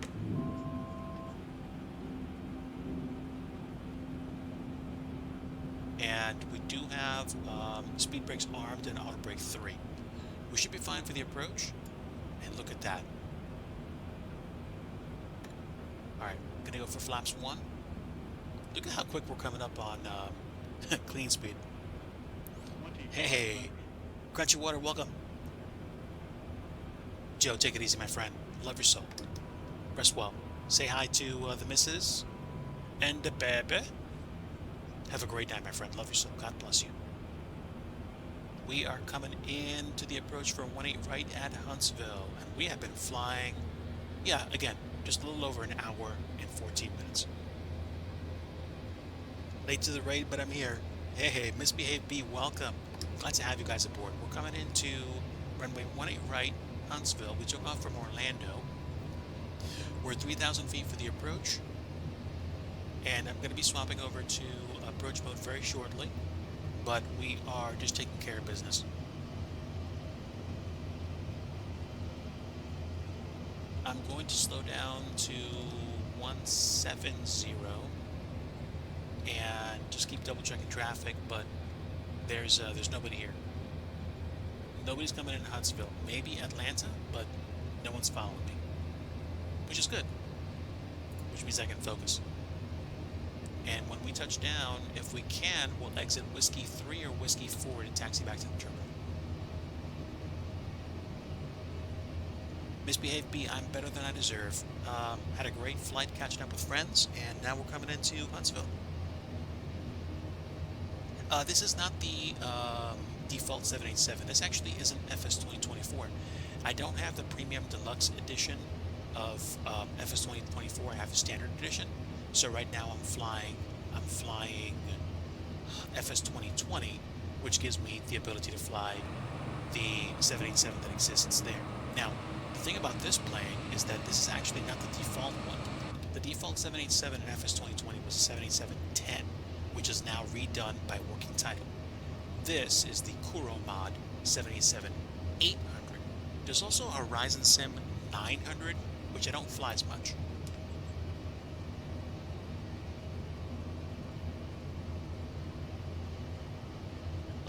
2024, it's going to have great atmospherics. You're going to have loads of bespoke airports that are going to look the part, and there is quite a lot of activity in terms of third-party airplanes and airports. I do like X-Plane sometimes for the systems modeling and how it's neat to be able to fly certain aircraft and just enjoy the experience overall. But at the same time, you know, so many sims have their benefits. Yeah, let's keep going down through 20. Let's go 25, and let's set up flaps 30. That's it. We're VREF, and we're coming up on the ILS approach. Let's hit the approach mode button now, if we can.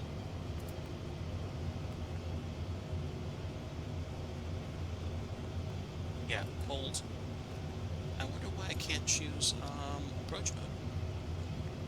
That's a little weird. Did I not toggle my ILS approach? That's bizarre. I mean, it's a good night, so we can do a visual. And, I mean, it's an old mod, so it might be a teensy bit buggy. I'm not worried about it. We've got the go-around altitude set, and I can pretty much follow the runway on it, which is what I'm going to do at this point.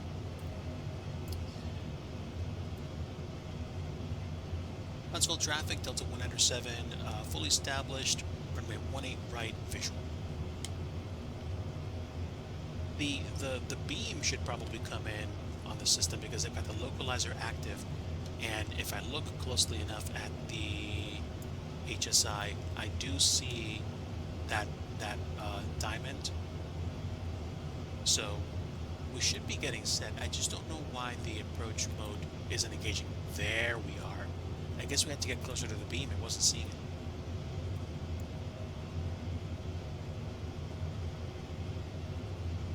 Well, I'll tell you this much. If you like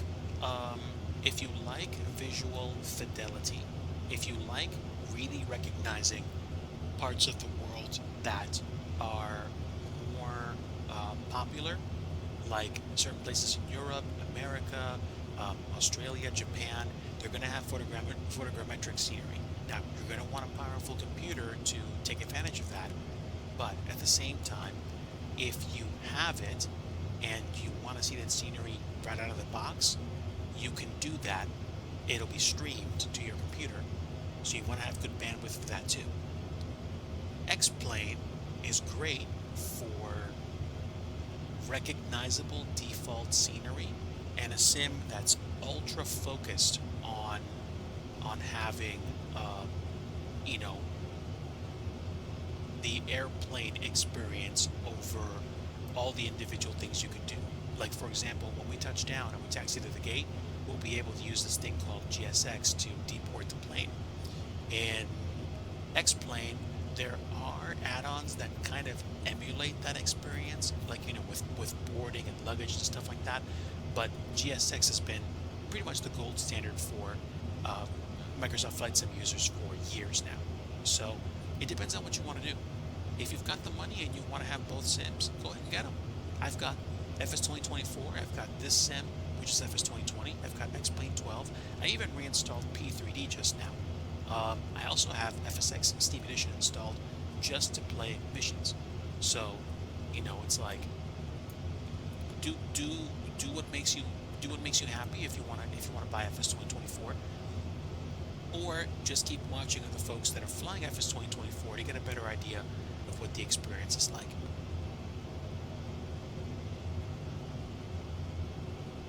Yeah. So if you have a good PC, you're not going to have a problem with managing the probably the graphics requirements or stuff. What might happen is if you get to a place where your bandwidth changes, or for some reason you have difficulty downloading things and streaming things, you can still even install stuff to your computer.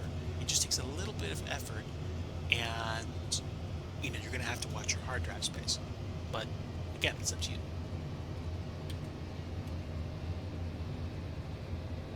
Like I said, like I said before, you know, the best sim is the one that you enjoy.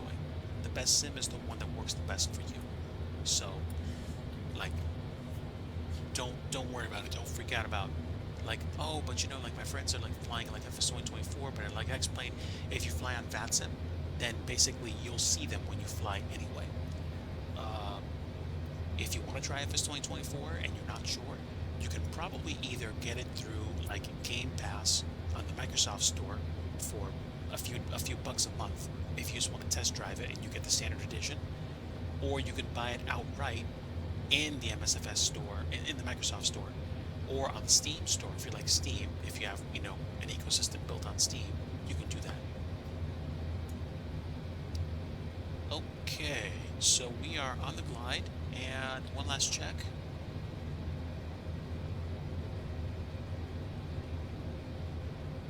Huntsville traffic, Delta 107, fully established, ILS, winning right, last call.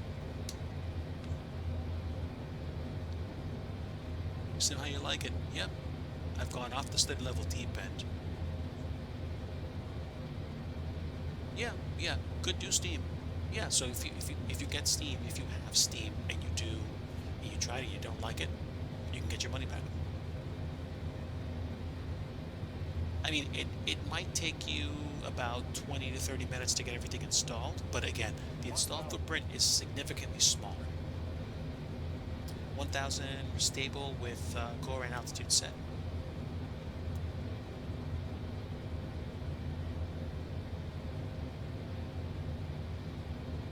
We're fine. Give me some frames, please.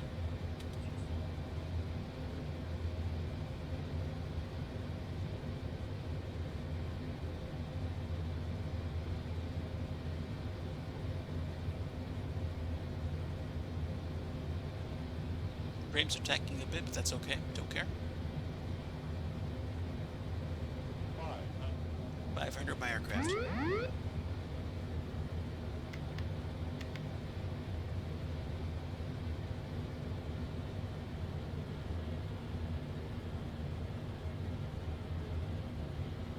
Might be because the sim is loading in, but that's okay. Wow. Give me a moment, guys. I'm not sure what's going on with my sim. This is way atypical. There's no traffic around, so I'm not worried about messing anybody else's day up. But still, this is very, very, very strange. This is whatchamacallit. This is FS 2020. This is not 2024, and I've got everything installed locally. So what's going on? I'm wondering if it's the network.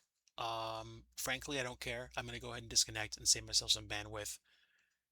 There's nobody here anyway, and we're just gonna go ahead and land. So I'm gonna pop off the network just in case there's a problem with that, and I'm gonna close my charts app and get some more frames back. Hopefully that fixes my problem. I literally only have one chat window open. Um, that's it. The only other thing running right now is OBS. So, wow. I mean, wow. What's going on? In my graphics options? Not that I'm aware of. Why is this so horrible? No, no, render scaling, terrain level of detail. Like this is FS 2020 DX11 on a Ryzen 9 with a 3060 Ti. I yeah, the choppy frame rate, this does not compute. So exactly what's going on? Let me do this. Let me force a refresh. Wow, I can barely even click anything now. Okay, we're going to force a re-render by basically turning off photogrammetry and then turning it back on, which should get the settings to reload. And then we'll see if this works.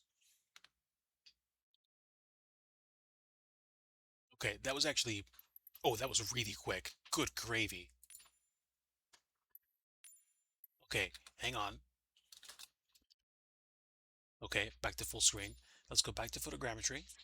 Not that, I mean, it's dark out, not that it matters, but it, you know what might have happened? I'm wondering if the local cache got corrupted. Yeah, we're back to frame rates. I think we're good. I think we're good. 220 gigs in cache. Yeah, I'll take care of that after I end the stream.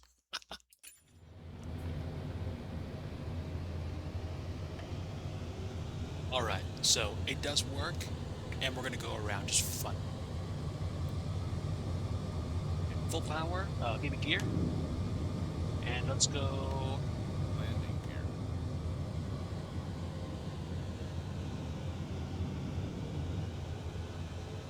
Actually, I'd have my auto throttles on still. Give me flaps 15, gear is up, and give me autopilot. Autopilot.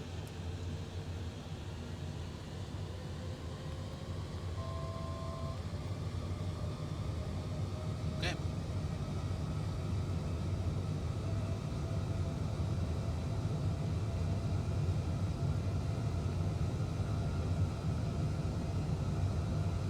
So, hang on a moment. The nose is coming down, but because I'm stalling, not because the aircraft is...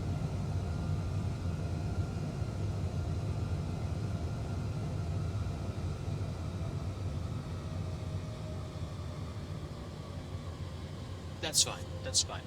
Alright, give me heading control, and let's go heading... What, 270? 275. Okay, I'm not going to go out to the hold point. We're just going to go out, like, do a right crosswind, or not right crosswind. There is no such thing unless it's right traffic. But we're going to go ahead and chill. I'm going to keep my speed up to 170. And we're going to stick at 4,000.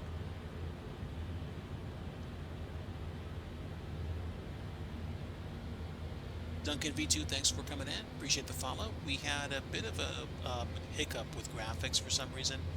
My system decided to go complete slow-mo. Let's make a right-hand turn. That should be 005, I think.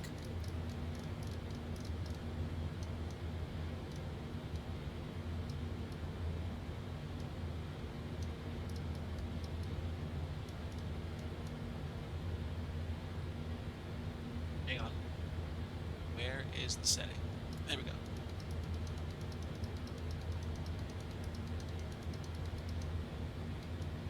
There we go. 005 at 4,000 feet. We'll go back out to roughly... We could go all the way back out to Hager, but let's set up the approach again.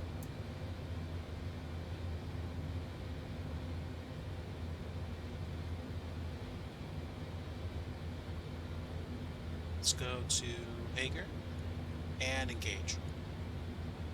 Okay, so let's go direct Hager right now. And LNAV, there we go. LNAV's engaged. Good. Back on track. Came in from a Banyas raid.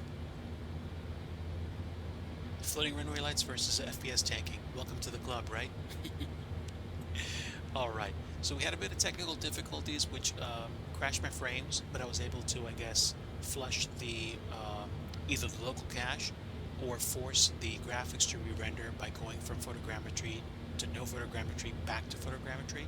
But when we came back from the break, my plane decided it wanted to go up instead of down, so we didn't finish the landing, so we had to go around. I don't want to do 2 or 3 more go-arounds, to be perfectly honest. So I'm going to do my best to stay on course here. Let's go down to 3,000 at about 1,200 feet per minute. And honestly, I might go visual on this approach because I don't feel like spending too much more time up. I really should be going to bed soon, but we'll do.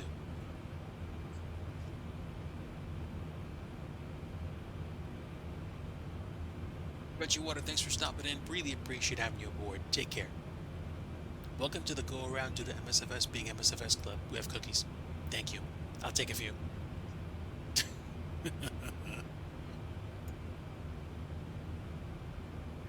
So 182 knots, we could probably do flaps. No, wait.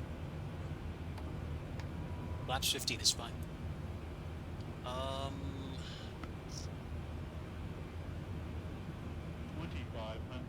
2,500. Let's go ahead and drop anchor. Flaps 15 anyway.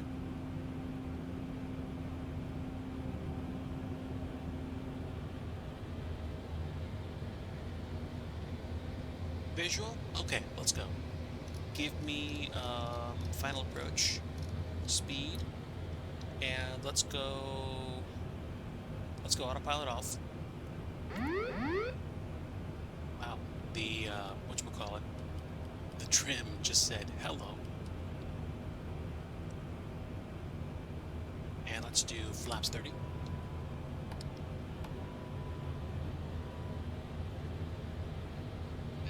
So, what's probably going to happen is I'm going to eyeball the airport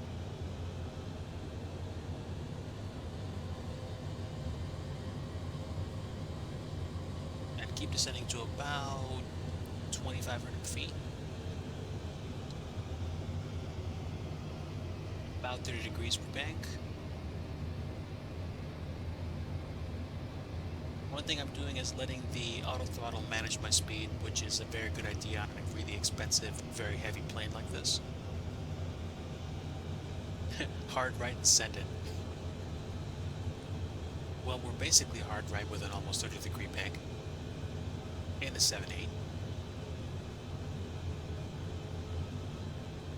And here we go.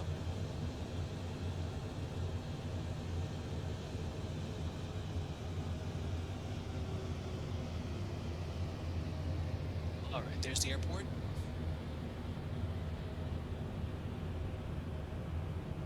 faster than we should be. That's okay, I don't care. Okay, so, landing gear down, flaps 30. And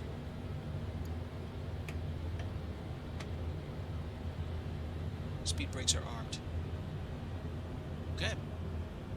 So, basically, at this point, I don't care about a glide slope or visual. Alright, so, let's get lined up. Winds are calm right now, sheesh. No, they're not. They're out of the southeast at 5.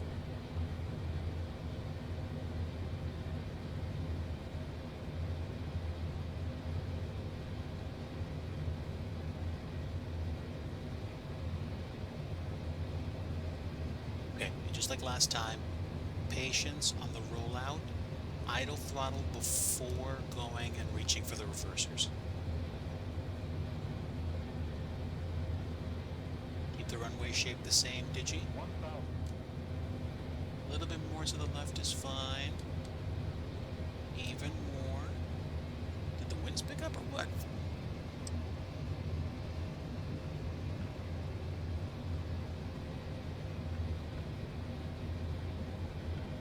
There we go. Let's bring it back in.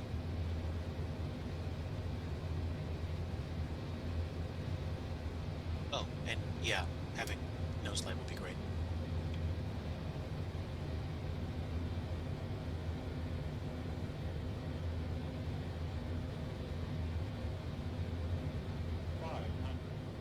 Okay, looking really good.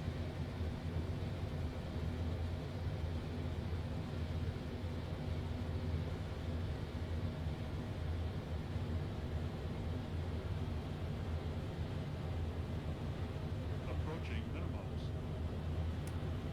My thoughts. Minimums.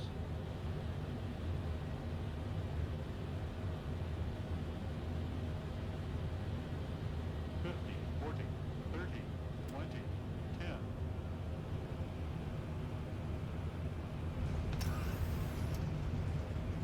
Wonderful. And down.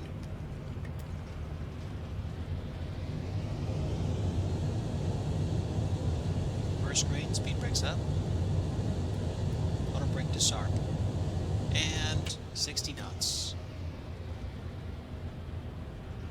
Welcome down, everybody. We have made it. I suspect we were like minus 270-ish on the touchdown, but I put the nose wheel down gently. And it's probably whiskey too. No worries, we can collect ourselves and have a little chat on the way back to the terminal. So welcome to Huntsville. The time is now go around o'clock.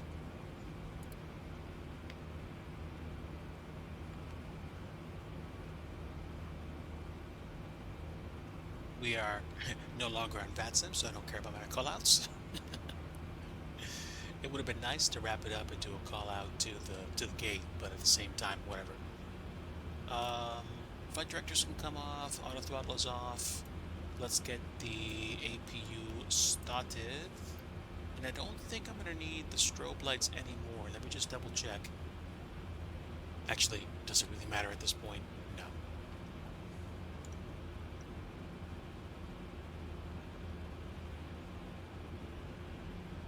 Thank you, my friend. I like doing visuals. I definitely like doing the river visual, and it's been a while since I flew into LaGuardia's 3-1 and then the expressway visual. That's an absolute roller coaster. It's so good. Okay, strobe off. Yeah, we're good. We're good. APU is on.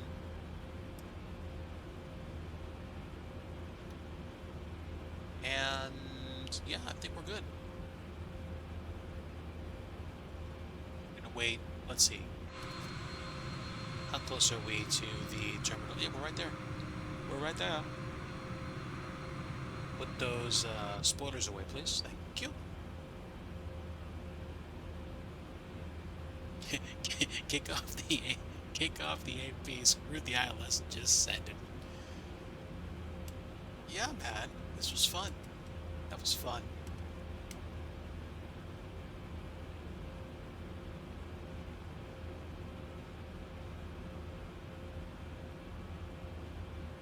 All right. Freeware Airport. Free works for me. Let's get the job done. We are coming into a non-controlled area. I'm just going to go ahead and sneak in on the stealthy.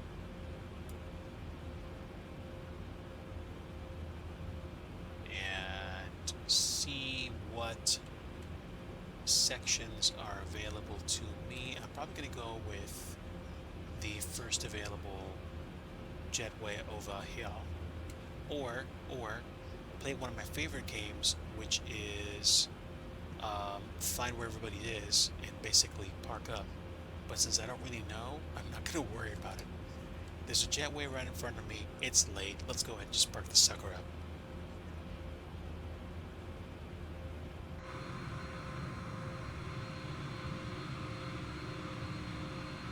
We're good, chat. And goodness gracious, like, it's FS 2020 and the entire jetways are rendering at an airport. Like, can you ask for anything better? I don't think so.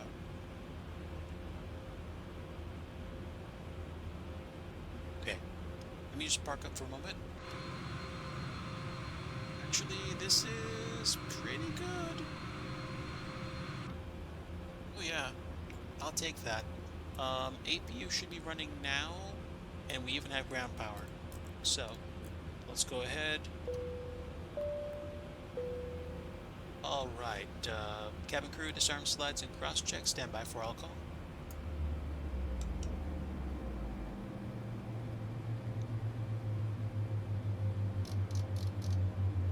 Alright, ladies and gentlemen, welcome down to Huntsville. Let's go ahead and call up GSX and begin the boarding process. The boarding requested. Take airport terminal services. There comes the jetway. And we have the external power on, which means we're going to turn the APU off. And I'm going to go ahead and cut the fuel. Alright. Welcome down, beacon light off, nav light off. I'll leave the logo light on because I'm a bit of a nerd like that. Window heats off. Door power off. Passengers deboarding starting. Packs off. That's it. That's all she wrote, ladies and gentlemen. Welcome down to Huntsville.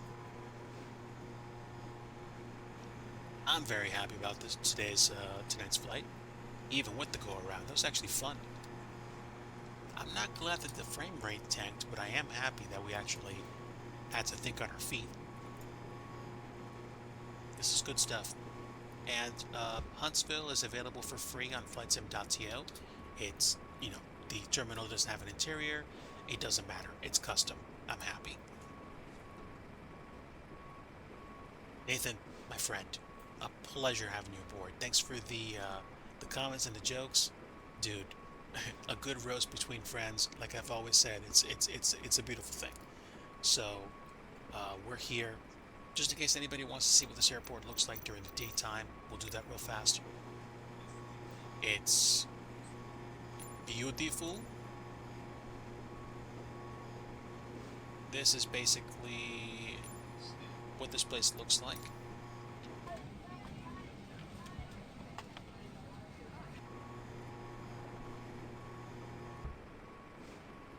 And the airport's actually kind of nice. The people that actually modeled it even modeled the interior here. Not the interior.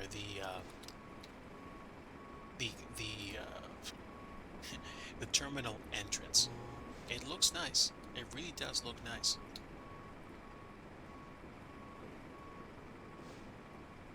And basically, as you can tell, two very long runways. We landed on the longer one, which is 28 right, but 18 left has it's more of a serving for GA, and it's still like 10,000 feet. So this place it's just this like kind of hidden gem in terms of like pilotage. So, happy to be here. Definitely happy to have flown tonight. Okay, so, again, folks, thanks for joining in tonight. If you want to see more of this and catch me in the future, you're welcome to join my Discord. I do believe I can access my Discord now that we've fixed the frame rate problem. Let me go ahead and check real fast. Basically, I have a Discord where folks can hang out between streams. I talk about my life, the scenery projects I'm working on, just fun, retro, or trucking and racing inspired stuff. I talk about my faith in Jesus on there. Naturally, I'm giving you guys a link to the rules section. If you want to be a part of the chat, you do have to thumbs up the rules to get more posting privileges. But of course, that's up to you. There are like 37 of us here. Can we find someone to raid out to, if anyone is still up? I can try to check real fast. Let me see. Let me see. Who is on right now? A to the men, Duncan. Welcome aboard. Feel free to join. And let's see, we have Jeff is not doing flight sim tonight. Who else is available?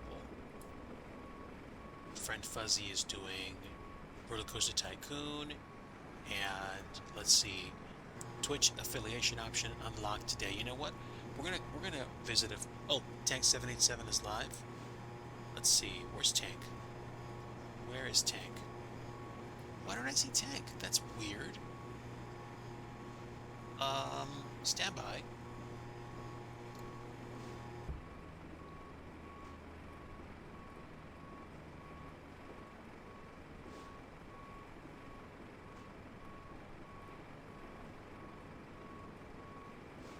Let's see. Tank is on. I do have a friend of mine that basically just recently got affiliate.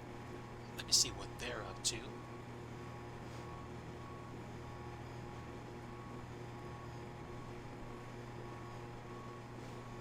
Why is that other stream not working? There we go. Alright, chat. I've got Tank 787 and I've got Half JAP 2024. It's got 2 viewers, but they are, I think, trying to hit affiliate. Let me know which way we should go and we'll go there.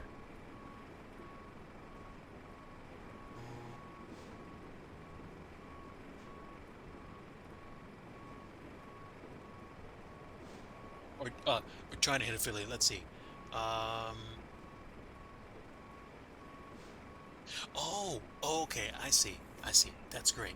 Now, they did reach affiliate, but they're not pursuing that. They do like to have fun flying GA and flying helicopters. I haven't actually been to a Tank 787 stream though, so I think that just made my decision for me. We're gonna go ahead and raid Tank 787 right now. Alright, so stick around for the raid. We'll say hi real fast. Folks, as always, thank you so much for stopping in today. Really appreciate having all of you aboard. Thank you so much to Ibanez Player 200 for the raid and Cross Hyperu for that raid as well. Thank you so much for stopping in. I am humbled that you chose my stream to stick around in, and thanks for hanging out with me during the adventure that go around. Let's go ahead and raid out to Tank 787 and really set him up to have a good stream tonight. Much love to all of you, and honestly, like I like to say at the end of every single stream, if you want true peace, you want the Prince of Peace, and that is Jesus Christ. My friends, have a great night. Stick around for the raid. We're gonna go say hi to Tank 787 right now. Take care. See ya.